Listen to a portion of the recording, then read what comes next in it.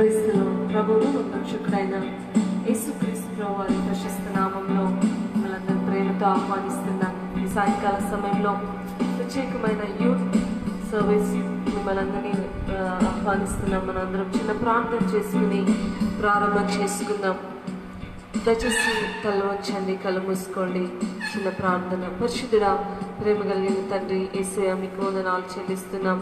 ఈ సాయంకాల వేళలో ప్రభా నీ సన్నిధిలో చేరి ప్రార్థించడానికి యవనస్తులుగా కూడి స్తుతించడానికి మాకు ఇచ్చిన శ్రేష్టమైన సమయానికై మీకు వందనాలు చెల్లిస్తున్నాం. నమ్మదగిన దేవుడవు, సహాయకుడవు, నీకు వందనాలు చెల్లిస్తున్నామయ్యా.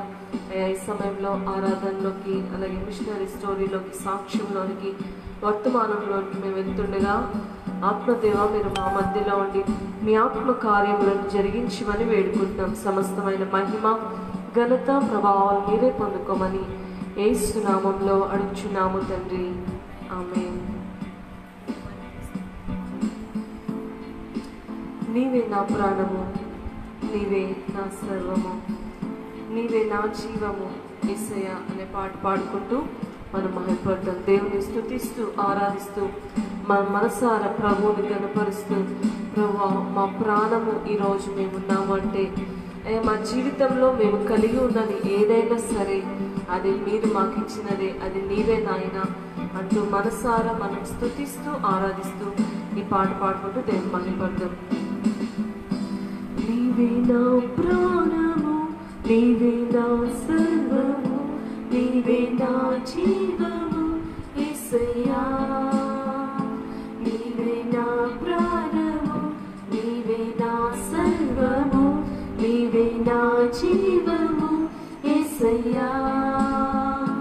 మరువలేను నీదు ప్రేమ, విడువలేనయ్యా నీదు స్నేహం.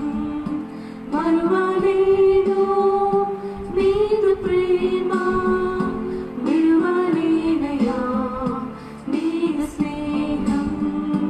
నీవే నా ప్రాణము, నీవే నా సర్వము, నీవే నా జీవము యేసయ్యా. నీవే నా ప్రాణము, నీవే నా సర్వము, నీవే నా జీవము యేసయ్యా. తోడు నీవే, నా నీడ నీవే, నిత్యం నాతో చెలిమి నీవే. తోడు నీవే, నా నీడ నీవే, నిత్యం నాతో ఉండే చెలిమి నీవే. అపాయం రాకుండా కాపాడువాడు, నిన్ను నేను ఆరాధింతును. అపాయం రాకుండా కాపాడువాడు, నిన్ను నేను ఆరాధింతును.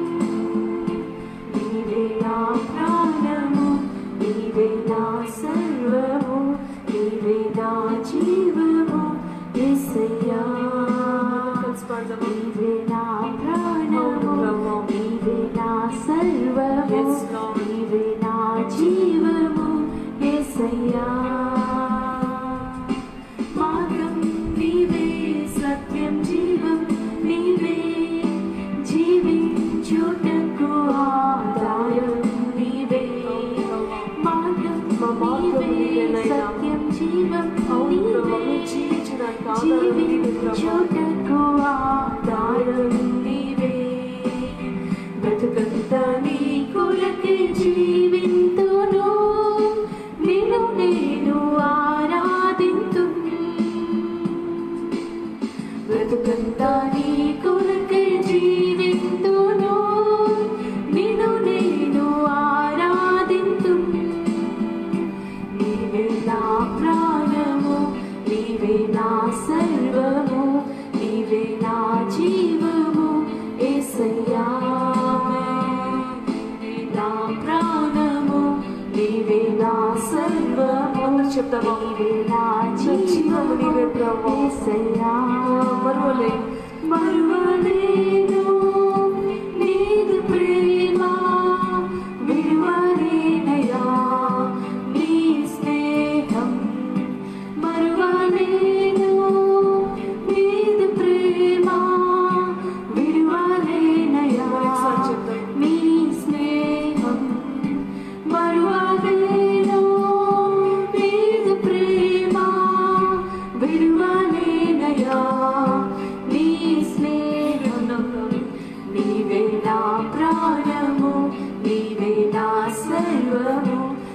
నీవే నా జీవము యేసయ్యా, నీవే నా ప్రాణము, నీవే నా సర్వము, నీవే నా జీవము యేసయ్యా.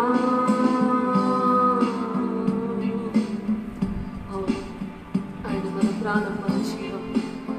ఆయన ప్రేమ మనల్ని బ్రతికిస్తుంది. More love, more power, more of you in my life. అవును ప్రభా, మా జీవితంలో అధికముగా నీవే ఉండాలి. ఈ లోకంలో ఏవి కూడా మాలో అధికంగా ఉండకూడదు. నీ అధికమైన ప్రేమ, అధికమైన శక్తి మాలో ఉండాలి. And I will worship you with all of my heart, and I will seek your face with all of my strength అని పాడుకుంటూ పల్లవిని పాడుకుంటూ దేవుని మహిమను ప్రతి వారు రెండోసారి మాతో కలిసి పాడాల్సిందిగా మనం చేస్తున్నాం.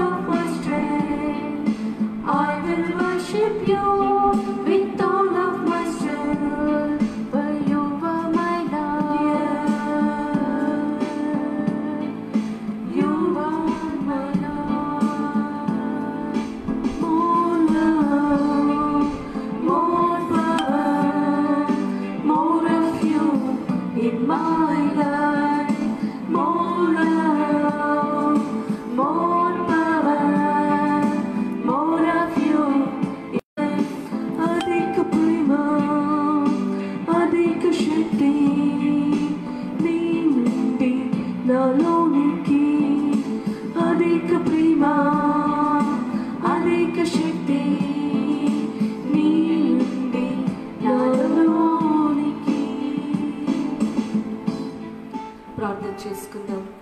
అవును ప్రభువా, నీలో నుండి నాలోనికి నీ అధికమైన ప్రేమను పంపించండి, అధికమైన శక్తితో నన్ను నింపండి అంటూ ప్రతి వారు నీ మనసారా ప్రభువుని స్తుతించారు. సమయంలో శ్రేష్టమైన సమయంలోనికి వెళ్తుండగా ప్రభు మనతో ఉంటారు, మనతో మాట్లాడినాయండి. ప్రతి వారు సిద్ధపడవలసిందిగా మనవి చేస్తున్నాను. మమ్మల్ని మిక్కిలిగా ప్రేమించిన మా ప్రియ పరలోకపు తండ్రి యేసయ్యా, మీకు వందనాలు చెల్లిస్తున్నాం. ఈ సాయంకాల సమయంలో ప్రభు ఇంతవరకు నేను మనసారా కొద్ది నిమిషాలను స్తుతించడానికి, నేను మనసారా ఆరాధించడానికి మాకు ఇచ్చిన భాగ్యంకై వందనాలు. ఈ సమయంలో ప్రభు కొద్ది నిమిషాలు భక్తుల యొక్క జీవితాన్ని మీరు జ్ఞాపకం చేసుకుంటున్నప్పుడు మా జీవితాలతో మీరు మాట్లాడి మీరు మహిమ పొందమని యేసు నామములో అడుగుచున్నాము తండ్రి, ఆమేన్. Praise the lord. ప్రభువును రక్షకుడైన యేసుక్రీస్తు వారి పరిశుద్ధ నామములో మీ అందరికీ నా హృదయపూర్వక వందనాలు చెల్లిస్తున్నాం. ఈ సమయంలో ఒక మిషనరీ లెసన్ని మనం తెలుసుకుందాం. ఒకనొక దినాన ఒక సేవకుడు, ఒక మిషనరీ ఒక ప్రాంతానికి వెళ్ళి సువార్త ప్రకటిస్తున్నాడంట. ఏమనంటే, యేసు ప్రభు చాలా గొప్ప దేవుడు, ఆయన చాలా మంచి దేవుడు, ఆయనకి మేలు చేసే దేవుడు, ఆయన సహాయం చేసే దేవుడు, మీకు ఒక వ్యక్తిని జ్ఞాపకం చేస్తానంటూ యేసు ప్రభువాని గురించి దేవుడు అని సంభాషణ చేయకుండా ఒక వ్యక్తిని చెప్పినట్లుగా వాళ్ళకి అర్థం అవడానికి అనేక విషయాలు చెప్తూ ఉన్నాడంట. ఒక వ్యక్తి చెప్తూ ఉన్నప్పుడు ఆ ప్రాంత ప్రజలందరూ చాలా ఆసక్తిగా వింటున్నారు. ఆయన బాగులేని వారికి బాగు చేసే దేవుడు, స్వస్థపరిచే దేవుడు, అనేకులకు సహాయం చేసే దేవుడు, మేలు చేసే దేవుడు, మన అవసరంతో ఉంటే అవసరాలు తీర్చేవాడు అని చెప్తూ ఉన్నారంట. అయితే ఆ ప్రాంత ప్రజల్లో ఒక పెద్ద ముసలాయన ఒక వ్యక్తి లేచి ఒక మాట అన్నాడంటే, ఏమనంటే, మేము ఆయన వ్యక్తిని ఎప్పుడో చూసామండి, ఆయన గురించి మాకు తెలుసు, ఆయన మా మధ్యలోనే జీవించాడు, మా మధ్యలోనే బ్రతికాడు అని చెప్పారంట. చెప్పగా ఆయన ఒక్క నిమిషం షాక్ అయిపోయి చూస్తున్నాడు. అదేంటి, నేను యేసుప్రభు వారి గురించి చెప్తుంటే ఈయన మా మధ్యలోనే బ్రతికాడని, యేసుప్రభు వారి కాలంలో అంత అన్ని సంవత్సరాలు బ్రతికిన వ్యక్తి ఉన్నాడు కదా, ఇది 18th సెంచరీలో జరిగిన విషయం. అయితే ఆయన ఆశ్చర్యపోయి, అదేంటి మీరెవరిని చూశారు అంటే, వారు మాట్లాడుకుంటూ తెలియజేసిన సంగతి ఏంటంటే, వారి ప్రాంతంలోకి ఒక మిషనరీ వచ్చారంట. ఆ మిషనరీ సేమ్ యేసుప్రభు వారు ఎలా అయితే జీవించారో, లేకపోతే యేసుప్రభు వారు ఎలా జీవించారని ఆ వ్యక్తి చెప్తున్నాడో, సాక్ష్యం ఇస్తున్నాడో, సేమ్ అలాగే జీవించాడంట. ఆ వ్యక్తి పేరు మీకు జ్ఞాపకం చేయాలనుకున్న ఆయనే డాక్టర్ డేవిడ్ లివింగ్స్టన్. ఆ వ్యక్తి యొక్క జీవితము ఎంత ప్రభావితమైనదంటే, ఆ వ్యక్తి చెప్పే ప్రతి మాటలను, ఆయన చేసే ప్రతి పనులు కూడా స్వయాన యేసుని చూసినట్లుగా ఉన్నాయంట. ఈ రోజున డాక్టర్ డేవిడ్ లివింగ్స్టన్ గారి గురించి కొన్ని మాటలు మీకు జ్ఞాపకం చేస్తాను. ఆయన బ్రిటిష్ ప్రాంతానికి చెందిన వ్యక్తి, స్కాట్లాండ్ నుంచి వచ్చిన వ్యక్తి. ఆయనకి చిన్నతనం నుంచి తన తల్లిదండ్రులు అనేకమైన మిషనరీ స్టోరీస్ చెప్తూ ఉండేవాళ్ళు. భక్తులు ఏ విధంగా తమ జీవితాలను త్యాగం చేసి అనేక ప్రాంతాలకు వెళ్ళి స్వార్థను ప్రకటించారో అనేక విషయాలు చెప్తూ ఉండేవారు. అవన్నీ కూడా తల్లిదండ్రులు చిన్ననాటి నుంచి ఆ బిడ్డకి బోధిస్తూ ఉన్నారంట.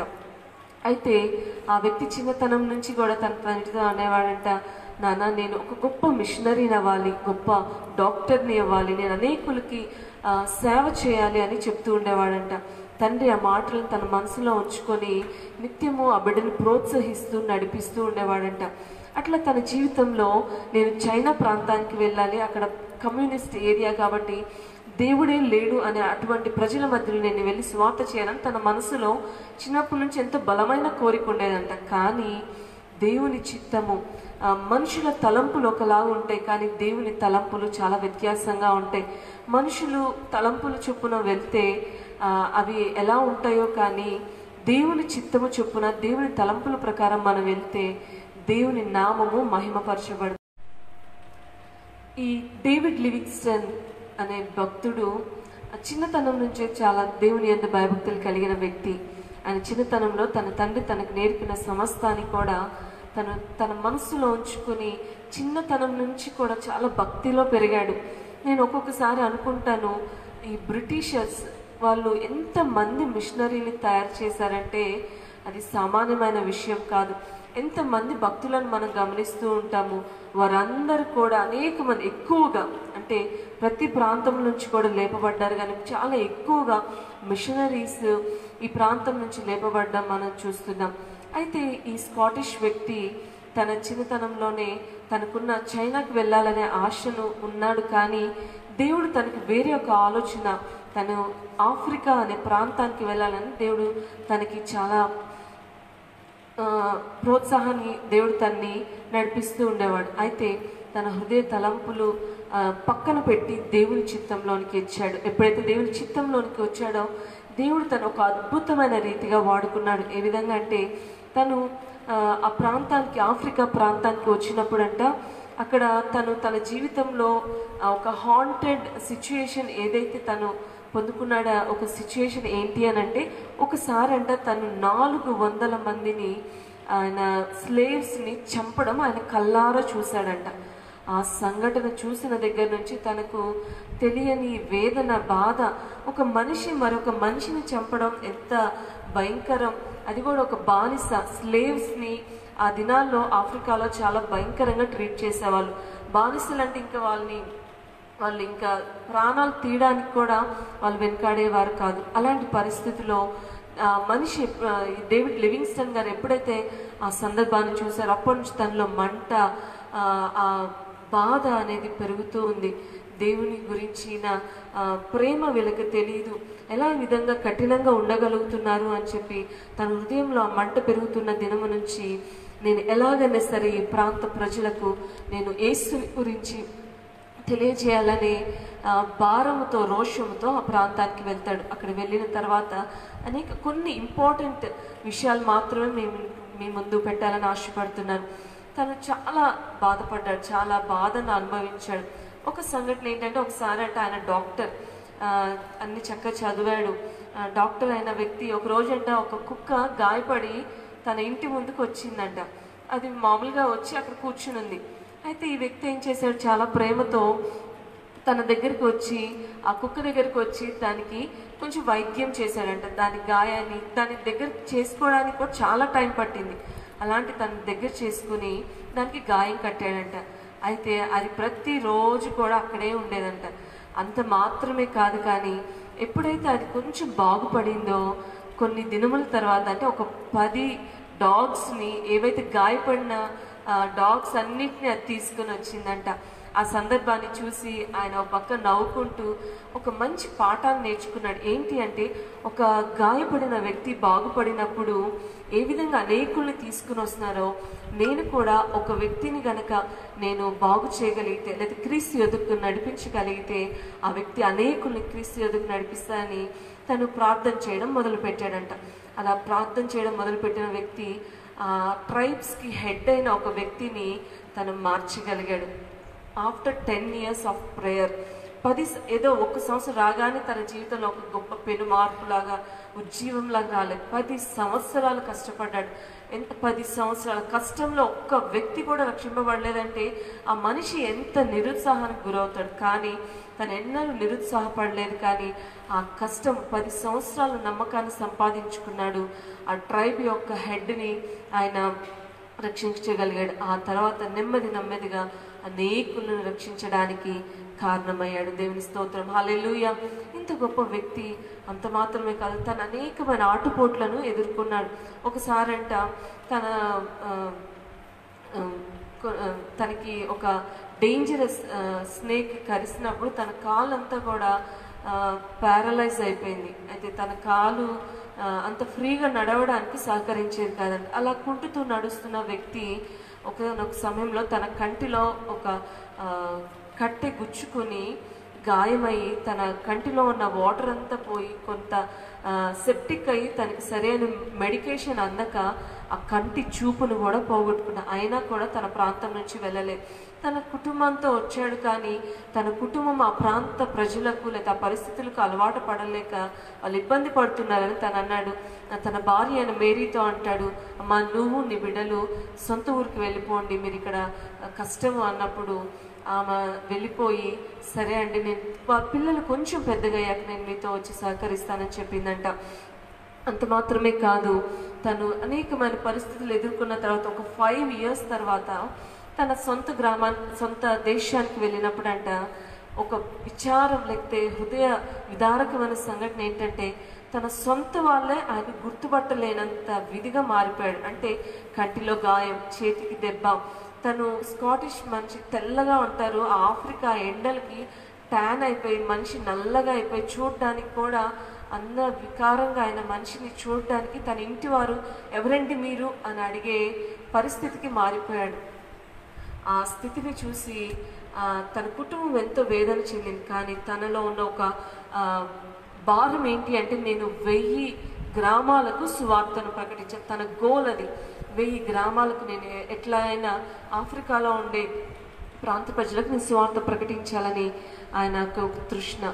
ఆ తృష్ణతోనే తన భార్య ఎంత బాధపడుతున్నా, నేను ఇంకొన్ని గ్రామాలకు వెళ్ళవలసింది, నేను వెళ్తున్నానని చెప్పి తర్వాత బయలుదేరి వచ్చేసాడంట. వచ్చిన తర్వాత కొంతకాలం తన భార్య కూడా వచ్చిన తర్వాత తన భార్య మలేరియాతో ఆ ప్రాంతంలోనే చనిపోయిందంట.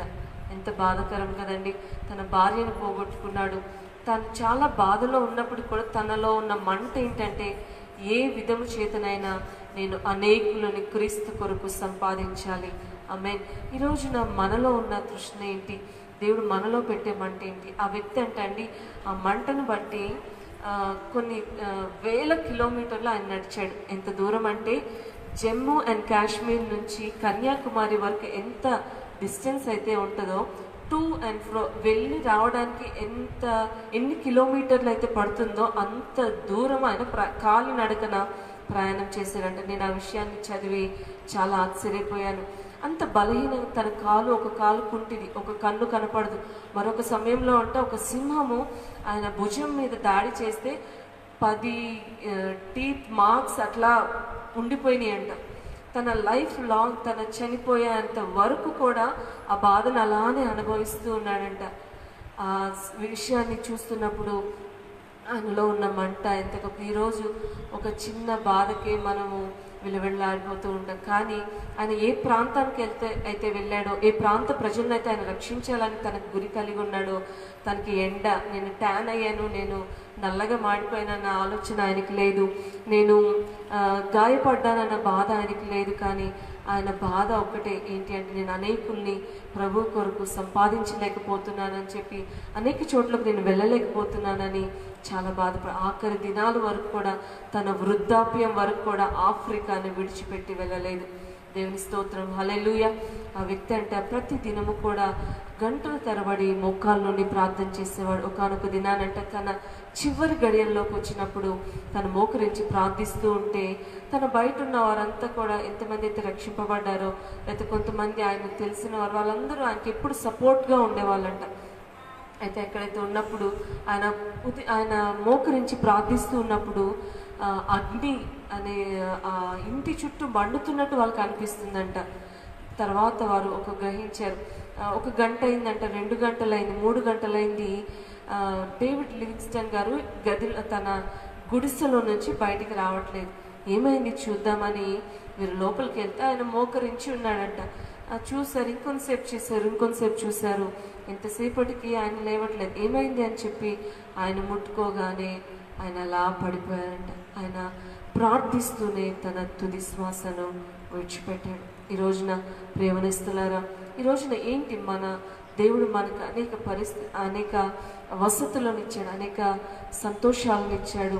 దేవుడు మనల్ని రక్షించాడు. అన్నిటికంటే ప్రాముఖ్యంగా తను తెలుసుకున్న క్రీస్తును అనేకులకి పరిచయం చేయాలని తన మనస్సును మార్చుకున్నాడు. ఈనాడున మనము క్రీస్తు ప్రేమను తెలుసుకున్న వారంగా ఉన్నాం. పరిస్థితులను చూసి, లేతే నేను బలహీనంగా ఉన్నాను, లేతే నేను వేరే పరిస్థితులు కూడా మనకి ఆటంకంగా ఉండకూడదు. కానీ ప్రభు కొరకు మనం నిలబడాలి. అనేకులు ప్రభు వైపు త్రిప్పడానికి మన ప్రయత్నం, మన కృషి ఏంటి, ఎంతమంది కొరకు ప్రార్థన చేయగలుగుతున్నాం, ఎంతమందికి సువార్తను ప్రకటించగలుగుతున్నాం. నేను మొదట మీకు జ్ఞాపకం చేశా కదా, ఆయన నోటి మాట ద్వారా కాదు, కానీ తన క్రియల ద్వారా. ఆయన అంటారు కదా, ఈయన్ని మేము చూసామండి అని. ఎవరి గురించి అంటున్నారు? David Livingstone. ఆయన యేసు ప్రభు వారి గురించి చెప్తుంటే వీళ్ళు డేవిడ్ లివింగ్స్టన్ గురించి అనుకుంటున్నారంట. ఎంత గొప్ప సాక్ష్యం కదండి. ఈ రోజున మన క్రియలు ఎలా ఉన్నాయి, మన మాటలు ఎలా ఉన్నాయి, మన చూపులు ఎలా ఉన్నాయి? ప్రియవనస్తుడా, ఈనాడు నీవే ఒక సాక్షిగా ఉండాలి. నిన్ను చూసిన వారు క్రీస్తుని చూడగలిగేలా ఉండాలి.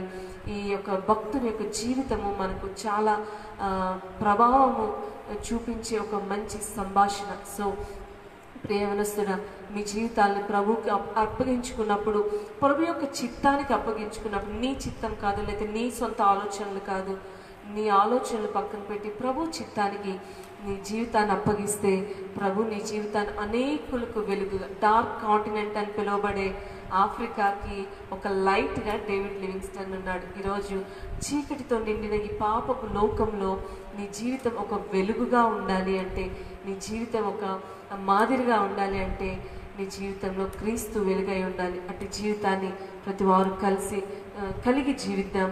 దేవుడి మాటలు దీవించుగాక. చిన్న ప్రార్థన చేసుకుందాం. ఈనాడు నీ జీవితంలో ఏది నీ సాక్ష్యం ఏంటి, లేకుంటే నీ తీర్మానం ఏంటి? ప్రభువా, నీ కొరకు ఒక ఇష్టమైన వ్యక్తిగా నేను జీవిస్తాను. లోకము ఇలా జీవిస్తుంది కదా, నేను కూడా అలా జీవించాలి అని అనుకోకుండా, ప్రభువా, నీ కొరకు ఒక ప్రత్యేకించబడిన వ్యక్తిగా నేను జీవించడానికి నాకు సహాయం చేయండి. అనేక మంది లోకంలో కలిసిపోతున్నారు. నిన్ను ప్రతిబింబించే, అయితే నిన్ను ఒక ఇమేజ్గా చూపించే ప్రజలు, యూత్ చాలా తక్కువైపోతున్నారు నాయన. ప్రతి వారు కూడా లోకాన్ని ప్రతిబింబిస్తున్నారు. కానీ ప్రభా, మేము నిన్ను ప్రతిబింబించే వారంగా మేము ఉండడానికి సహాయం చేయండి నాయన. నీ కృపను మాకు తోడించండి అని ప్రియవనస్తులు మీలో ఎవరైనా సరే, ప్రభా, నీలాగా ఉండడానికి నేను ఇష్టపడుతున్నానని ఇష్టపడేవారు ఎవరంటే నీ మనస్సు మీద, నీ హృదయం మీద మీ చేతులు ఉంచుకోండి. ఆయన చివరి దినాల్లో తన హృదయాన్ని డేవిడ్ లివింగ్స్టన్ యొక్క హృదయాన్ని పెట్టారంట. తన శరీరాన్ని చనిపోయిన తర్వాత తీసుకెళ్తూ ఉంటే ఆ ప్రాంత ప్రజలు అడిగారంట, దయచేసి ఆయన హృదయాన్ని మా ప్రాంతంలోనే పాతి పెట్టండి అని అడిగారు. ఎంత గొప్ప విషయం కదండి. నీ హృదయం ఎక్కడ ఉంది? నీ భారం ఎక్కడ ఉంది? నశించిపోతున్న వారి పట్ల నీ భారం ఉందా? నేను సౌఖ్యంగా ఉండాలి అని అనుకుంటున్నావా? ఈనాడు నీ తీర్మానం ఏదైతే ఉందో నువ్వు ప్రభుని అడుగు. ఒకవేళ నీ శక్తి నీకు సరిపోదు, నీ బలము నీకు సరిపోదు, నీ టాలెంట్స్ కానీ ఇవేమి నీకు సరిపోవు, అవేమి లేవని నువ్వు అనుకోవచ్చు. కానీ ప్రభువే గనక నిలబెడితే నీకు అడ్డుగా నిలబడేవారు ఎవరు కూడా ఉండరు. చిన్న ప్రార్థన. మమ్మల్ని మిక్కిలిగా ప్రేమించిన మా ప్రియ పరలోకపు తండ్రి యేసయ్యా, మీకు వందనాలు చెల్లిస్తాం. ఈ దినాన సాయంకాల సమయంలో డేవిడ్ లివింగ్స్టన్ గారి యొక్క జీవితాన్ని మేము జ్ఞాపకం చేసుకోవడానికి మాకు చూపిన కృపను బట్టి మీకు వందనాలు. ఎంతోమంది భక్తులు వారి జీవితాలను త్యాగం చేసి మాకు మాదిరిగా వారు నిలిచి వెళ్ళిపోయారు నాయన. వారి జీవితాలను మా ముందుంచుకొని అయ్యా నీ కొరకు ఒక మంచి సాక్షులంగా మేము జీవించడానికి మాకు సహాయం చేయండి అయ్యా. మా శక్తి నాకు సరిపోదు ప్రభా, నేనంత అయ్యా నిలబడలేనేమో ప్రభా. అయ్యా నీ శక్తిని నాకు దయచేయండి నాయన. నన్ను నిలబెట్టండి ప్రభా. ఆశపడుతున్నాను ప్రభా. ఆశ అయితే నాలో ఉంది, కానీ ప్రభా నాలో ఉన్న ప్రతి భయాన్ని తీసివేయండి ప్రభా. నీ కొరకు ఒక నమ్మకమైన బిడ్డగా జీవించడానికి సహాయం చేసి, ఎంతమంది అయితే ఈ తీర్మానాన్ని తీసుకుంటారు, ఎంతమంది అయితే ఇలా జీవించాలని ఆశపడుతున్నారు, వారి జీవితాల్లో కూడా గొప్ప వెలుగును వారికి దయచేసి నీ కొరకు ఒక బలమైన సాక్షులుగా నిలబడే కృపను దయచేసి సమస్తమైన మహిమ ఘనత ప్రభావాలు పొందుకోమని యేసు నామములో అడుగుచున్నాము తండ్రి, ఆమేన్. ఈ సమయంలో మా మందిరంలో ఉన్న ఒక యవనస్తుని యొక్క సాక్ష్యాన్ని ముందుంచాలని అనుకుంటున్నాం. దయచేసి ఆయన్ని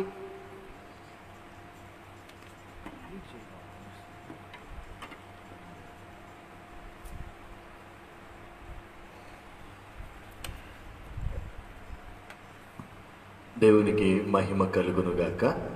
ఈ సమయంలో ఈ లైవ్ కార్యక్రమంలో పాల్గొన్న మీ అందరికీ మన ప్రభువును రక్షకుడైన యేసుక్రీస్తుల వారి నామంలో ప్రత్యేకంగా వందనాలు, శుభాలు మరియు స్వాగతాన్ని తెలియజేస్తున్నాను.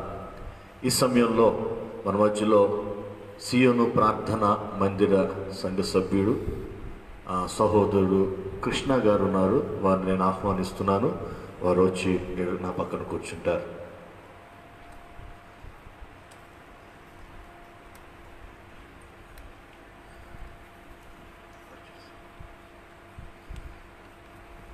సహోదరుడి పేరు కృష్ణ అండి. ముందు తను ఒక 2 మాటలు తెలియచేస్తారు. ఆ తర్వాత సాక్ష్యాలకు వెళ్దాం. నా పేరు కృష్ణ, సొంతూరు అనంతారం. నేను శివుని ప్రార్థన మందిరంకి 2000 సంవత్సరం నుంచి ఇప్పటి వరకు కూడా వస్తూనే ఉన్నాను. దేవుడు నా పట్ల చాలా గొప్ప కార్యాలు చేశాడు. చాలా గొప్ప కార్యాలు చేశాడు. చాలా అసలు చెప్పడానికి మాటలు అనేటువంటి పెద్ద కార్యాలు చేశాడు దేవుడు నా పట్ల. నా సాక్ష్యం ఇప్పుడు అయ్యగారు చెప్తారు. కృష్ణాన్ని సాక్ష్యం చెప్పమంటే నాకు భయం వేస్తుందన్నా అన్నాడు. సరే, దేవునికి మహిమ కలుగునుగాక. కృష్ణ ముత్తయ్య పిచ్చమ్మ అనేటువంటి దంపతులకు పుట్టినటువంటి 4వ కుమారుడు. 4 పిల్లలు వీళ్ళ తల్లిదండ్రులకి. 2 అన్నలు, 1 అక్క. చివరి కుమారుడు ఈ కృష్ణ. 3 బాగానే జన్మించారు, కానీ కృష్ణ మాత్రం హ్యాండిక్యాప్డ్గా, పోలియోగా జన్మించాడు. అయితే చిన్నప్పటి నుండి కూడా ఇతడు ఒక ఎస్సీ హాస్టల్లో పెరుగుతూ వచ్చాడు. వీళ్ళ సొంత గ్రామం కరగ్గూడెం మండలంలో అనంతారం అనేటువంటి ప్రాంతంలో తల్లిదండ్రులు నివసించేవారు. వీరు వ్యవసాయ కూలీలుగా ఉన్నటువంటి ఒక కుటుంబం. పేదరికాన్ని బట్టి వీరు తల్లిదండ్రులు పోషించలేని పరిస్థితుల్లో ఉన్నప్పుడు ప్రభుత్వం ఏర్పాటు చేసినటువంటి ఎస్సీ ఎస్టీ హాస్టల్స్ ఉంటాయి కదా, అందులో మనుగూరులో ఉన్నటువంటి ఎస్సీ హాస్టల్, బస్ డిపో వెనకాల ఉన్నటువంటి ఎస్సీ హాస్టల్లో ఉంటూ తను చదువుకున్నాడు. ముందు ప్రైమరీ స్కూల్లో చదువుకున్నాడు. ఆ తర్వాత ఈ మనుగూరులో ఉన్న సియోను ప్రార్థనా మందిరానికి ఎదురుగా ఉన్నటువంటి జెడ్పీ హై స్కూల్లో 6వ తరగతి నుండి 10వ తరగతి వరకు చదువుకున్నాడు. హాస్టల్లో ఉన్నప్పుడు ఫ్రెండ్స్ ఉంటారు కదా సహజంగా, అలాగే కృష్ణ ఫ్రెండ్స్ కృష్ణ కలిసి మందిరానికి వచ్చేవారు. సహజంగా మందిరం ముందే స్కూల్ ఉండేది కనుక మధ్యాహ్నాలు కానీ సాయంకాలాలు కానీ వెళుతున్నప్పుడు మందిరాన్ని చూసేవారు. ఆ సమయంలో మందిరానికి వెళ్దాం అనేటువంటి ఆలోచన కృష్ణ స్నేహితుల ద్వారా కలిగిన కారణాన్ని బట్టి వారు నిదానంగా మందిరానికి వచ్చేవారు. కృష్ణ యొక్క జీవితంలో ఉన్నటువంటి గొప్ప సంగతి ఏంటంటే, ఇంచుమించు 14 సంవత్సరాలు ఎస్సీ హాస్టల్లో ఉన్నాడు. హ్యాండిక్యాప్డ్గా ఉంటూ ఇంచుమించు 14 సంవత్సరాలు ఆయన ఎక్కడ ఉండేవాడంటే హాస్టల్లోనే ఉండేవాడు. ఒక సందర్భంలో ఇంటర్మీడియట్ వచ్చినప్పుడు సెలవుల్లో మందిరాన్ని దగ్గరికి వచ్చి ఇలాగనే సహజంగా మందిరాన్ని దగ్గరికి వస్తున్నప్పుడు, అయ్యా నేను ఎవరి మీద ఆధారపడాలని నాకు లేదు, ఎందుకంటే నాకున్న ఈ బలహీనత ఇది ఎవరికి భారంగా ఉండకూడదు, కాబట్టి నేను ఏదైనా ఒక పని చేసుకోవాలి, దాని కొరకు ఏం చేస్తే బాగుంటుంది అని దైవజనులు అపోస్తులు స్టీవెన్ అయ్య గారిని అమ్మగారిని అడిగినప్పుడు వారు ఒక సలహా ఇచ్చారట. సహజంగా ఎక్కడికైనా ఎవరి దగ్గరికైనా వెళ్తే, అయ్యా నేను ఏదో ఒకటి చేసుకోవాలి అని అడిగినప్పుడు పలానా వ్యక్తిని కలవండి లేదా పలానా మనిషిని కలవండి, నీకు ఏదైనా పని చూపిస్తారు అని చెప్తారు. అయితే ఈ సియోను ప్రార్థనా మందిరంలో మాత్రం ఎవరైనా ఏదైనా అవసరతతో వస్తే ముందు చెప్పే విలువైన మాట ఏంటంటే, ఉదయము సాయంకాలము మందిరానికి వచ్చి ప్రార్థన చేయండి, మీ అవసరతను మనుషులకు కాదు దేవునికి తెలియచేయండి అని చెప్పటం ఇక్కడ ఈ సియోను ప్రార్థనా మందిరానికి అలవాటు. అయితే దైవజనులు తెలియచేసిన రీతిగా ఈ కృష్ణ అనేటువంటి ఈ యవనస్తుడు ఉదయము సాయంకాలము 2012వ సంవత్సరం వరకు హాస్టల్లో ఉండి 2012వ సంవత్సరం తరువాత ఒక గదిని అద్దెకు తీసుకొని ఒక్కడే ఉండేవాడు. అతనికి గది ఇవ్వటానికి కూడా ఎవరు ముందుకొచ్చేవారు కాదు. నువ్వేమో హ్యాండిక్యాప్గా ఉన్నావు, మరి నీకు సంపాదన లేదు కదా, మరి నువ్వు ఎట్లా రెంట్ ఇవ్వగలవు అని చాలాసార్లు చాలామందిని అడిగి ప్రయత్నం చేసినా ఎవరు ఇవ్వలేదు. అయితే ఒకానొక సందర్భంలో ఈ సియోను ప్రార్థనా మందిరం దగ్గరే ఉన్నటువంటి ఒక స్థలంలో ఒక అండర్ గ్రౌండ్లో ఒక 3 గదులు ఉండేవి. అందులో ఒక గదిని కొద్దిగా అద్దెకు ఇవ్వడానికి ఒకరు ఇష్టపడ్డారు. ఆ ఇష్టపడిన తర్వాత ఆ గదిలో ఉంటూ రైస్ బ్యాగ్ వేసుకొని అన్నం కూరలు ఆయనే వండుకుంటూ ఏం చేసేవాడో తెలుసా? ఈ కార్యక్రమాన్ని చూస్తున్నటువంటి యవనస్తుడా ఉదయమే లేచి తయారయ్యి వంట చేసుకొని క్యారేజ్ కట్టుకొని మందిరానికి వచ్చి ఇక్కడే ప్రార్థన చేసేవాడు. ఈ మాటలు తన వ్యక్తిగత జీవితంలో జరుగుతున్న సాక్ష్యాన్ని మరలా వింటుంటే ఎంత ఆశ్చర్యమో చూడండి. దేవుని దగ్గరికి ఒక క్యారేజ్ పట్టుకొని వచ్చి ఇక్కడికే వచ్చి ఉదయం నుండి సాయంకాలం వరకు అలా కొన్ని దినాలు ప్రార్థన చేసుకున్నాడు. డిగ్రీ ఫస్ట్ ఇయర్ చదువుతూ అలాగే ఒక గదిలో ఉంటూ వంట చేసుకుంటూ సమయం దొరికినప్పుడల్లా క్యారేజ్ కట్టుకొని వచ్చి మందిరానికి వచ్చి ప్రార్థన చేస్తూ ఉండేవాడు. సహోదరుడు డిగ్రీ పూర్తి చేశాడు. అయితే ఈ డిగ్రీ ఫస్ట్ ఇయర్ సమయంలో ఎండాకాలం సెలవులు వచ్చినప్పుడు ఇలాగూ తన ప్రార్థన చేస్తున్నటువంటి తన ప్రార్థనా జీవితాన్ని గమనించే దేవాతి దేవుడు మనుగూరుకి దగ్గరలో అశ్వాపురం అనేటువంటి ఒక ప్రాంతంలో సెల్ ఫోన్ రిపేరింగ్స్కి సంబంధించినటువంటిది ఎప్పుడు ఈ కొత్తగూడెం జిల్లాలో ఎప్పుడూ పెట్టలేదు.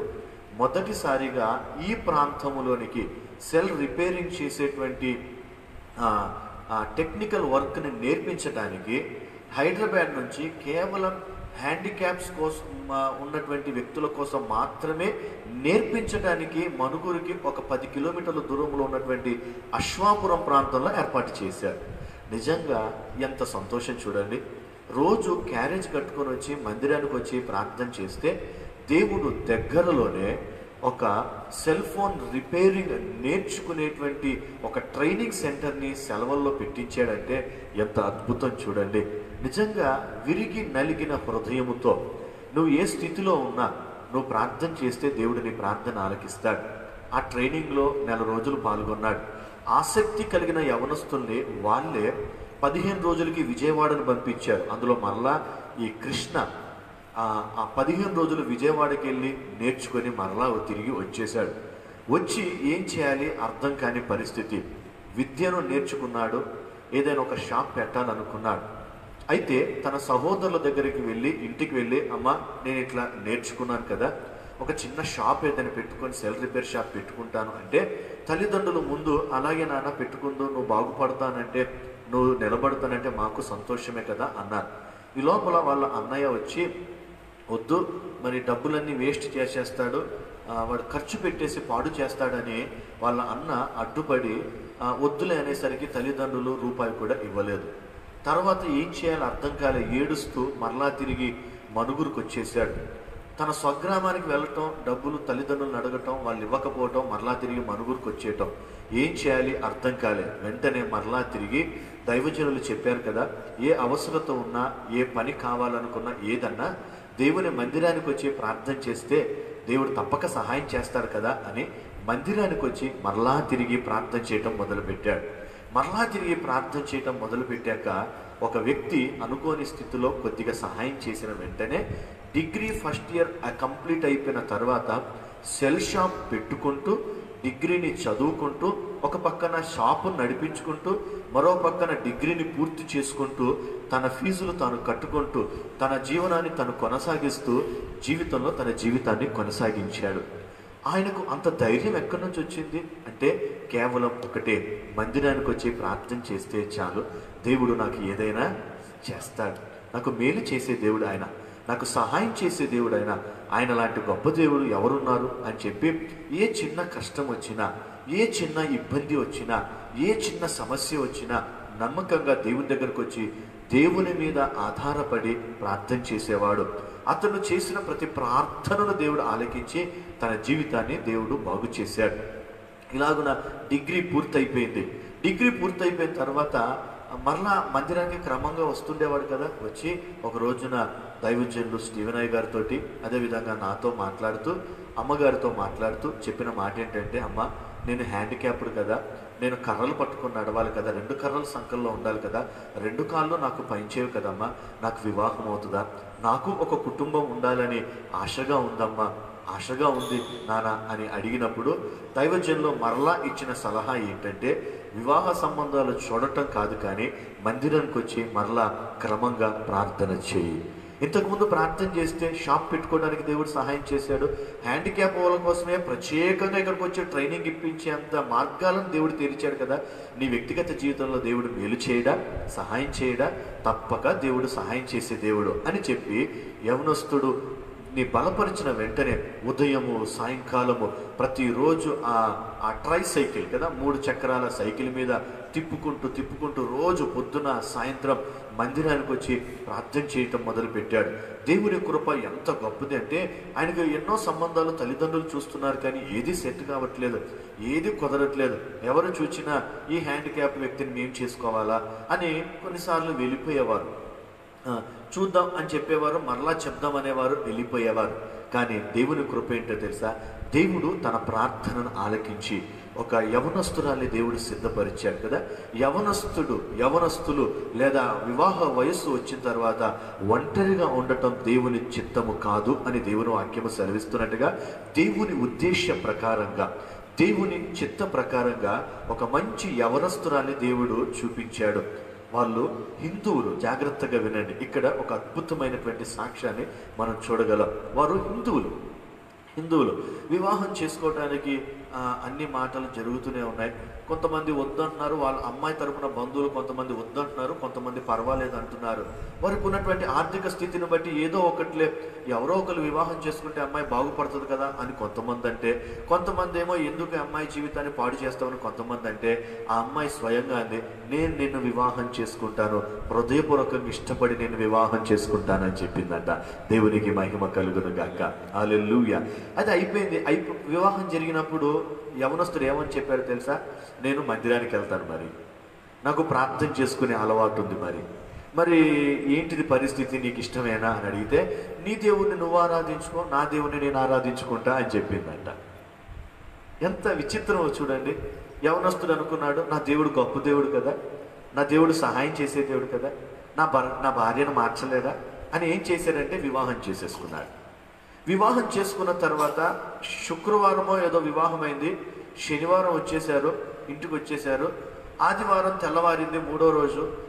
ఉదయమే లేచాడు కృష్ణ, తయారయ్యాడు, బైబిల్ పట్టుకున్నాడు. 8:30, 9ంటికి బయలుదేరుతున్నాడు. భార్య అడిగింది, పొద్దున్నే ఎక్కడికి వెళ్తున్నావు అంటే నేను చర్చికి వెళ్తున్నాను అన్నాడు. వివాహం జరిగిన 3వ రోజు ఎక్కడికి వెళ్తున్నావు అంటే గుడికి వెళ్తున్నాను అన్నాడు.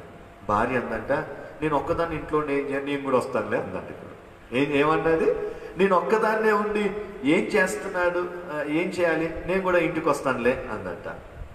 నేను కూడా మందిరానికి వస్తానులే అందంట. మందిరానికి వస్తుందిలే అంది. వెంటనే ఆ రోజు మందిరానికి వచ్చింది. ఆ రోజు మందిరానికి వచ్చిన ఆ యవనస్తురాలు కృష్ణ భార్య ఈ రోజు వరకు కూడా మందిరాన్ని ఒక్కరోజు కూడా మానకుండా క్రమంగా దేవుని సన్నిధికి వస్తూ ఉంది. దేవునికి స్తోత్రం చెప్పండి, హల్లెలూయా. ఈ వివాహాన్ని అపోస్తులు స్టీవెన్ అయ్య గారు మరియు నేను ఇద్దరం కలిసి అనంతారం కృష్ణ వాళ్ళ సొంత గ్రామానికి వెళ్ళి అక్కడ కేవలం అతడు ఏదో హిందూ అమ్మాయి దొరికింది కదా అనుకున్నాడు. కానీ అతడు ప్రార్థన చేయగా క్రైస్తవ వివాహమే. అపోస్తులు స్టీవెన్ అయ్య గారి చేతుల మీదుగా వివాహం జరగటం, ఆనాడు ఆ చుట్టుపక్కలటువంటి సేవకులు చాలామంది రావటం అసలు ఎంత అద్భుతంగా జరిగిందంటే ఆ రోజు వివాహంలో నేను ఉన్నాను కాబట్టి ఈ మాట తెలియజేస్తున్నాను. సహజంగా వివాహం చేస్తే స్థానిక సంఘస్థులు లేకపోతే అమ్మాయి తరపున సేవకులు కానీ ఎవరైనా ఉంటే వస్తారు. కానీ ఆ రోజున ఇంచుమించు 15 నుండి 20 మంది సేవకులు ఆ వివాహానికి వచ్చాడు కదా. ఎందుకు ఈ మాట చెప్తున్నానంటే అంతమంది సేవకులు వివాహానికి రావటం, అంతమంది ఈ కుటుంబం కోసం ప్రార్థన చేయటం దేవుడు దీవించాడు, ఆశీర్వదించాడు. దీని అంతటికీ కారణం ఏంటో తెలుసా? సేవకుడు ఒక్క మాట అన్నాడు, దేవుని మీద ఆధారపడి ప్రార్థన చేయి, ప్రార్థన చేయి. కష్టం వచ్చినప్పుడు, శ్రమ వచ్చినప్పుడు, బాధ వచ్చినప్పుడు, అవసరం ఉన్నప్పుడు అల్లా కూడా మందిరానికి వచ్చేవాడు, ప్రార్థన చేసేవాడు, కన్నీరు విడిచి ప్రార్థన చేసేవాడు, చేతులెత్తి ప్రార్థన చేసేవాడు. తన వ్యక్తిగత జీవితంలో తన ప్రార్థనా జీవితం ఎన్ని అద్భుతాలు చేసిందంటే చదువుకుంటూనే ఒక షాప్ పెట్టుకోవటానికి, వివాహము జరగదు అనుకున్న తనకు వివాహం జరగటానికి, వివాహం అయిపోయింది. ఇప్పుడు దేవుడు ఆయన ఆలోచన చేశాడు, నాకు పిల్లలు పుడతారా అనే ఆలోచన ఉండేది. కానీ దేవుడు 2 కుమార్తెలను ఒక కుమారుడి చేత తన కుటుంబాన్ని దేవుడు దీవించి ఆశీర్వదించాడు. దేవునికి స్తోత్రం కలుగునుగాక. తన భార్య గురించి చెప్తాడు, అయ్యా నేను మందిరానికి వెళ్తానని ఎప్పుడైతే వెళ్ళినప్పుడు నా భార్య వస్తానంటే సరే రా అని తీసుకొచ్చానో నా భార్య విశ్వాసం ఎంత బలపడిందో తెలుసా అయ్యగారు? ఈ రోజు వరకు నా పిల్లలకి ప్రార్థన చేయకుండా వాళ్ళకి అన్నం పెట్టదంట. ప్రార్థన చేయకుండా వాళ్ళకి అన్నం పెట్టదంట. ప్రతిరోజు ఉదయం లేచిన వెంటనే వాళ్ళ పిల్లలు ప్రార్థన చేసుకోవాలి, టిఫిన్ చేయాలి, స్కూల్కి వెళ్ళాలి. సాయంకాలం స్కూల్ నుంచి రాగానే ప్రార్థన చేసుకోవాలి, స్నానాలు చేయాలి, హోంవర్క్లు రాసుకోవాలి, మళ్ళా ప్రార్థన చేసుకొని భోజనాలు చేయాలి. కృష్ణకు కూడా ఆయన అంటున్నాడు, నా భార్య ప్రార్థన చేయబోతే నాకు కూడా అన్నం పెట్టదయ్య గారు కదా. ఎంత అద్భుతమైన సాక్ష్యమో చూడండి. దేవుని వాక్యము సెలవిస్తుంది, ఆశ గొనిన ప్రాణమును ఆయన తృప్తిపరిచే దేవుడు, ఆయన సంతోషాన్ని ఇచ్చే దేవుడు. ఆయన చెప్తున్నాడు, ఇందాక వచ్చినప్పుడు సాక్ష్యం జాగ్రత్త, నువ్వు చెప్పాలంటే అయ్యగారు నాకు భయం అవుతుంది అయ్యగారు, మీరే చెప్పండి అయ్యగారు అన్నాడు. చెప్తున్నప్పుడు ఆయన చెప్పిన మాట ఏం తెలుసా? నా భార్య ఎప్పుడైతే దేవుని మందిరంలోకి వచ్చిందో అయ్యగారు, నేను అనుకున్న కుటుంబం ఎట్లుంటుందో ఏమో, గొడవలు అవుతాయో ఏమో, ఆమెమో హిందూరాలు నేనేమో క్రైస్తవుని కదా అని భయపడ్డాను అయ్యగారు. కానీ నేను 3వ రోజు మందిరానికి వచ్చే నా భార్య వచ్చింది. ఈ రోజు వరకు మా కుటుంబంలో మనస్పర్ధలు లేవు అయ్యగారు. ఈ రోజు వరకు మా కుటుంబం సంతోషంగా ఉంది అయ్యగారు. ఈ రోజు వరకు మా కుటుంబం దీవించబడింది అయ్యగారు అని చెప్తున్నాడు. ఇంకో అద్భుతమైన సంగతి ఏంటి తెలుసా? సొంతగా విద్య నేర్చుకున్నాడు, తల్లిదండ్రులు ఏ సహాయం చేయలేదు కదా. షాప్ కూడా సొంతగా పెట్టుకున్నాడు. ఇంకో విషయం ఏంటో తెలుసా? ఈ కొద్ది దినాల్లో 2015వ సంవత్సరంలో వివాహం జరిగింది కదా, ఇది 2020వ సంవత్సరం. ఈ 5 సంవత్సరాల్లో తన కష్టాన్ని బట్టి, హ్యాండిక్యాప్, 2 కర్రలతో నడవాలి లేదా 3 చక్రాల సైకిల్ మీద చేయాలి, ప్రభుత్వాన్ని బట్టి ఈ మధ్యకాలంలో వచ్చినటువంటి పరిస్థితులను బట్టి అతనికి స్కూటీ కూడా తనకు రావడానికి దేవుడు సహాయం చేశాడు. అయితే తనని దేవుడు ఎంత దీవించాడో తెలుసా? మనుగూరులోనే ఒక స్థలాన్ని కొనుక్కొని ఒక ఇల్లును కట్టుకుంటున్నాడు. స్లాబ్ లెవెల్కి వచ్చింది ఇప్పుడు ఇల్లు. ఇంకో అద్భుతమైన సాక్ష్యం ఏంటి తెలుసా? మరొక చోట ఒక ప్లాట్ కొనుక్కోవటానికి కూడా దేవుడు సహాయం చేశాడు. ఎంత గొప్ప దేవుడు చూడండి. ఆధారం లేదు, హ్యాండిక్యాప్ కదా, కొన్నిసార్లు ఏంటి నా పరిస్థితి, నా పరిస్థితి నాకు ఏంటి, నాకు ఎలాంటి పరిస్థితులు, నా భవిష్యత్తు ఎలా ఉంటుందో అని తను చిన్నప్పటి నుంచి ఆలోచించుండొచ్చు. అందరిలాగా నేను లేను కదా అనే మనసులో ఒక ఆలోచన వచ్చి ఉండొచ్చు. తన స్నేహితులు తనని ప్రేమగా చూసుకొని ఉండొచ్చు. తన చుట్టూ ఉన్న వారందరూ తనని బాగా ప్రేమించవచ్చు. కానీ దేవుని వాక్యము సెలవిస్తుంది, మందిరములోకి వచ్చి దేవుని మీద ఆధారపడ్డాడు. ఒక మాట చెప్పాలంటే సేవకుల మాటకు లోబడ్డాడు. సేవకులు చెప్పిన మాటకు లోబడి ప్రార్థన చేయటం మొదలుపెట్టాడు. తన జీవితంలో దేవుడు అద్భుతాన్ని చేశాడు కదా. కృష్ణాన్ని బట్టి కృష్ణ నుంచి ఈ రోజున ఈ సాక్ష్యాన్ని వింటున్న మీరు ఏం నేర్చుకోగలరు? ఒక మాట చెప్పాలంటే దైవజనులు ఏది మనకి చెప్పినా మన మంచి కోసం చెప్తారు. వారు ఏదైనా ఒకటి చెప్పినప్పుడు, కష్టంలో ఉన్నప్పుడు, బాధలో ఉన్నప్పుడు మనకి ఏదైనా ఒక సలహా ఇచ్చారంటే నీ భవిష్యత్తు ఆశీర్వాదకరంగా ఉండటానికి నీకు ఎన్నో సలహాలు, సూచనలు ఇస్తారు. సేవకుడి మాట కనుక నువ్వు లోబడగలిగితే నీ జీవితం ఈ రోజున యవనస్తుడైనటువంటి కృష్ణ తన జీవితం ఎలా మీ ముందు నేను మాదిరిగా పెడుతున్నానో, యవనస్తుడైనటువంటి కృష్ణ జీవితం ఆశీర్వదించబడి ఈ రోజున ఒక మంచి స్థితిలో ఉన్నట్టుగా దేవుడు తప్పకుండా మిమ్మును మీ కుటుంబాలను కూడా, యవనస్తులారా మీ తల్లిదండ్రులకు లోబడండి, వారి మాటను వినండి.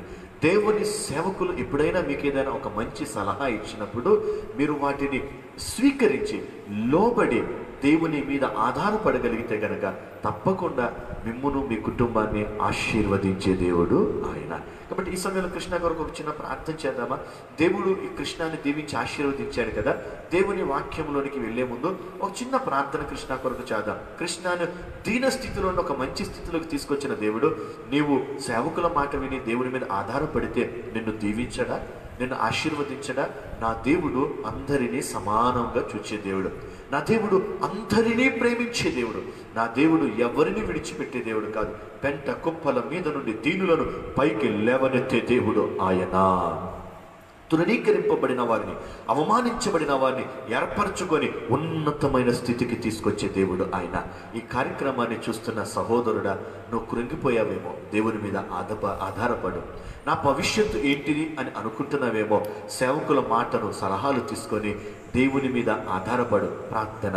మమ్మల్ని మిక్కిలిగా ప్రేమించిన మా యేసయ్య, నీ ఘనమైన నామమునకు స్తుతులను చెల్లిస్తున్నా. ఈ రోజున ఈ ప్రత్యేకమైన ఈ యవనస్తుల కుడికలో మా మధ్యలో ప్రియ సహోదరుడు కృష్ణను గురించి గొప్ప సాక్ష్యాన్ని వినటానికి మీరు సహాయం చేశారయ్యా. అందును బట్టి వింటున్నాడు. కృష్ణనే మార్చి ఒక ఉన్నతమైన స్థితిలోనికి తన భవిష్యత్తును ఆశీర్వాదకరంగా మార్చిన దేవా, అలాగే నువ్వు గొప్ప దేవుడు, ఎవరినైనా మార్చగలిగినటువంటి సామర్థ్యం కలిగిన దేవుడు. అయితే సేవకుల మాటకు లోబడి నీ మీద ఆధారపడాలి. అదే రహస్యం. కృష్ణ జీవితం ఆశీర్వదించబడిందంటే సేవకుల సలహాలు విన్నాడు, నీ మీద ఆధారపడ్డాడు. ఈ రోజున ప్రతి యవనస్తుడు కూడా సేవకుల సలహాలు విని నీ మీద ఆధారపడితే వారిని దీవించే దేవుడు అని నమ్మి విశ్వసిస్తున్నా. కృష్ణాన్ని దీవించినట్టు అనేక మందిని కూడా మీరు దీవించి ఆశీర్వదించి మహిమ పొందుమని యేసు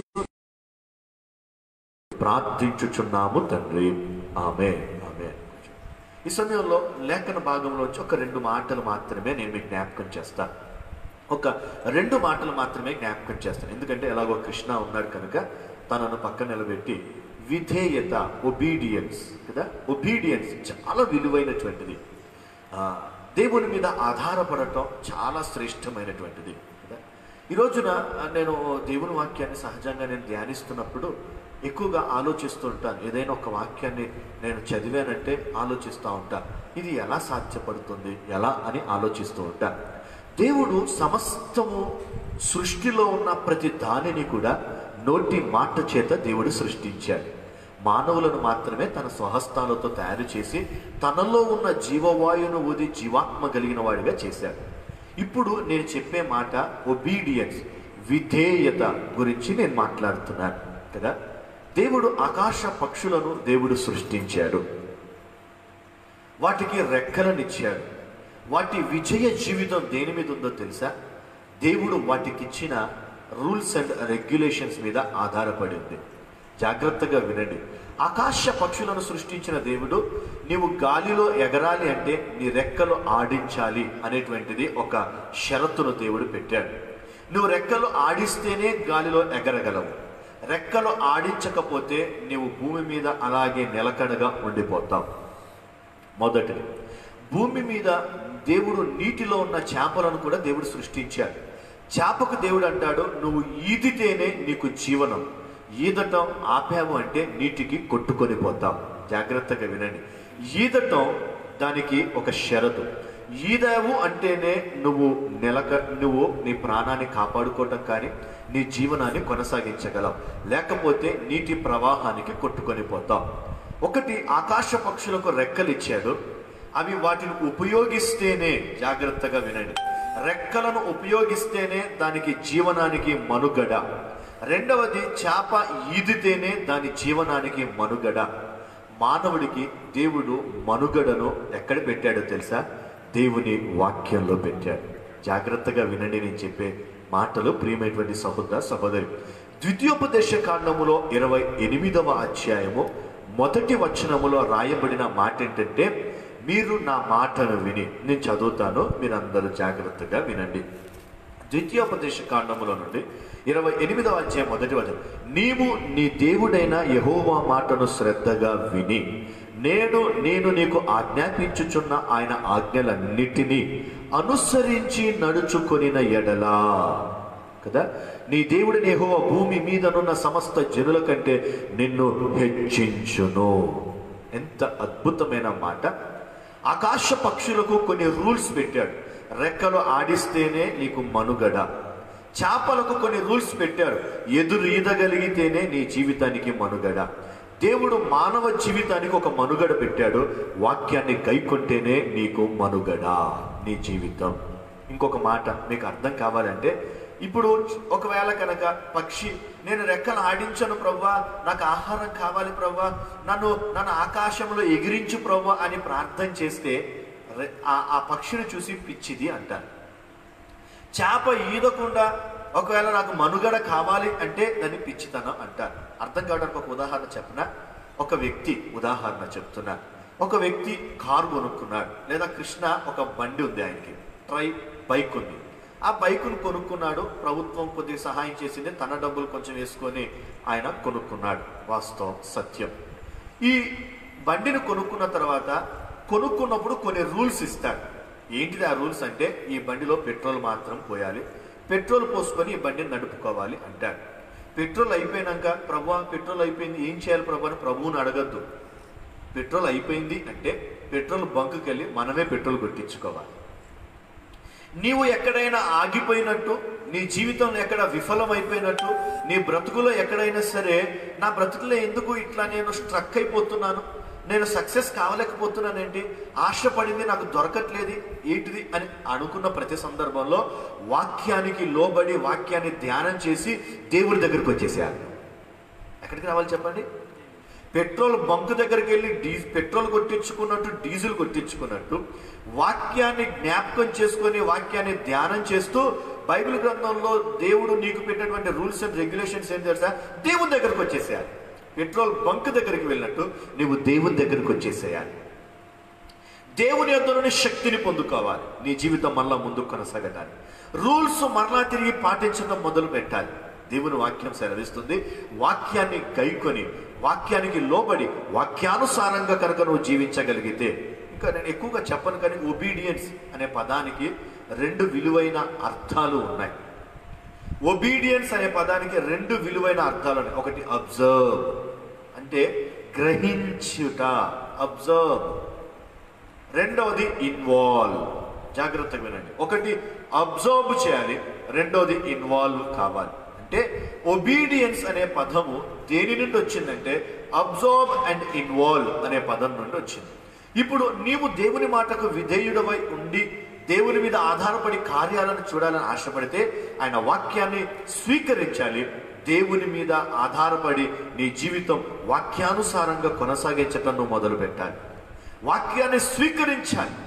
అందుకే దేవుడు అంటాడు, ఎంతమంది అయితే నా వాక్యాన్ని విని నా మాటలకు లోబడి ఉంటారో వారిని దీవించి ఆశీర్వదిస్తాను అన్నాడు. ఈ రోజున ఈ కార్యక్రమాన్ని చూస్తున్నటువంటి ప్రేమైనటువంటి సహోదర సహోదరి, మీ సేవకుల మాటను వినండి, దేవుని మీద ఆధారపడండి. సమస్తానికి ఆయనే ఆధారభూతుడు కదా.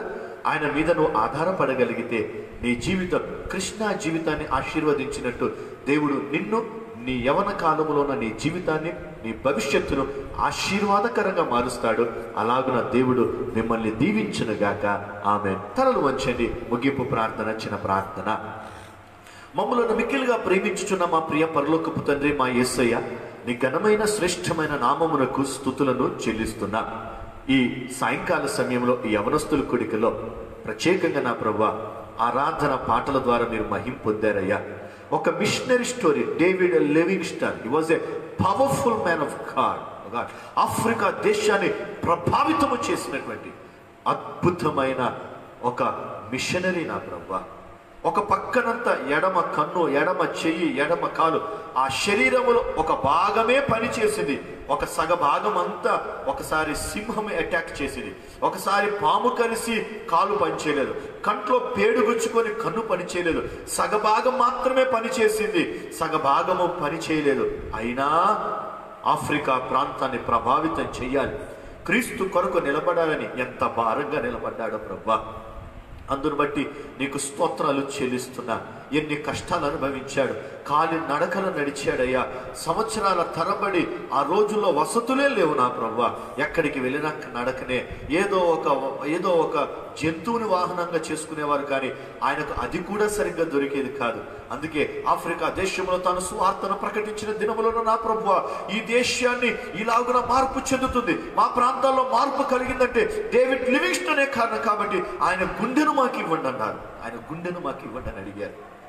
ఎంత గొప్ప సాక్ష్యము కలిగిన డేవిడ్ లివింగ్స్టన్ బట్టి ప్రభువా నీకు కృతజ్ఞతాస్తుతులను చెల్లిస్తున్నాం. మరొకటి, మా ఎదుట సజీవ సాక్ష్యంగా నా ప్రభువా కృష్ణాను మీరు నిలబెట్టారయ్యా. అందును బట్టి నీకు వందనాలు చెల్లిస్తున్నాం. దీనులను పైకి లేవనెత్తే దేవుడు అని ఎంత అద్భుతమైన సాక్ష్యం ప్రభువా. హ్యాండిక్యాప్, నడవలేడు, 2 కర్రలు సహాయం కావాలి, కానీ హాస్టల్లో ఉండే చదువుకున్నాడు. తల్లిదండ్రుల దగ్గర నుంచి సరి అయిన ఒక పనిని ఏర్పాటు చేసుకోవడానికి సరైన ప్రోత్సాహం లేదు, కానీ స్వకష్టముతో నీ మీద ఆధారపడి ప్రార్థనాపూర్వకంగా ప్రారంభం చేశాడు. ఈ రోజున ఒక సక్సెస్ఫుల్గా, ఒక మంచి ఈ లాక్డౌన్లో కూడా ఒక మంచి సంపాదన కలిగినటువంటి వ్యక్తిగా నువ్వు నిలబెట్టావయ్యా. ఎంత అద్భుతమైన దేవుడు. వివాహమే జరగదనుకున్నటువంటి తన వ్యక్తిగత జీవితంలో వివాహమును 3 పిల్లల్ని నువ్వు ఇచ్చావయ్యా. ఎంత అద్భుతమైన దేవుడో. ఉండటానికి ఒక ఇల్లునిచ్చావు. ఎంత అద్భుతమైన దేవుడో.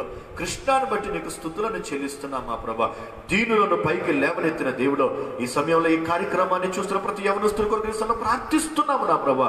ఏ యవనస్తుడైనా నా జీవితంలో ఎందుకు దుఃఖం ఉంది, నా జీవితంలో ఎందుకు బాధ ఉంది, నా భవిష్యత్తు ఏంటిది అని ఆలోచన చేసే ప్రతి యవనస్తుడితోటి ఈరోజు నువ్వు సూటిగా మాట్లాడో. సేవకుల సలహా మేరకు దేవుని మీద ఆధారపడితే ఆశీర్వాదం వస్తుంది అని మాట్లాడాం. ఈ రోజున సేవకుల సలహాల మీద తీసుకొని తప్పకుండా నీ మీద ఆధారపడి ప్రతి యవనస్తుడు యేసు నీ నామంలో ఆశీర్వదించబడునుగాక. అలాగా మీరు దీవించి మహిమ పొందమని ఈ యవనస్తుల కూడికను ఆశీర్వాదకరంగా జరిగించినందుకు నీకే వందనాలు స్తుతులను చెల్లిస్తూ యేసు ఘనమైన నామములో అడిగి వేడుకుంటూ ప్రార్థించుచున్నాము తండ్రి. ఆమేన్. మన తండ్రి అయిన దేవుని దయా, కుమారుడైన క్రీస్తు కృప, పరిశుద్ధాత్మ యొక్క సహవాసము ఈ లైవ్ కార్యక్రమాన్ని వీక్షిస్తున్న ప్రతి వారికి, ఇక్కడ ఉన్న వారందరికీ సదాకాలము తోడయుండును గాక. ఆమేన్, ఆమేన్, ఆమేన్. మీ అందరికీ ప్రత్యేకంగా వందనాలు తెలియజేస్తున్నాను. సేవకుల సలహాలు వినండి, దేవుని మీద ఆధారపడండి. రేపు ఉదయం 9:30 గంటలకు ఉపవాస స్తుతి కూడిక దైవజనురాలు శ్రీమతి శారా స్టీవెన్ అమ్మగారు దేవుని వాక్యాన్ని అందిస్తారు. అందరూ సిద్ధపడండి. రేపు సాయంకాల సమయం బైబిల్ స్టడీ, ప్రత్యక్షపు గుడారాన్ని గురించి మనం ధ్యానం చేస్తున్నాం. రేపు సాయంకాలము ప్రత్యక్షపు గుడారంలో ఉన్నటువంటి కెరూబుల గురించి మీకు నేను దేవుని వాక్యాన్ని ధ్యానం చేసి మీకు వివరించబోతున్నాను. రేపు ఉదయము ఉపవాస ప్రార్థన కూడికకు దైవజనురాలు శ్రీమతి శారా స్టీవెన్ అమ్మగారు దేవుని వాక్యాన్ని అందిస్తారు. అంతవరకు దేవుడు మిమ్మును మీ కుటుంబాన్ని దీవించి ఆశీర్వదించునుగాక. ఆమేన్, ఆమేన్, ఆమేన్. అందరికీ వందనాలు. Praise the lord.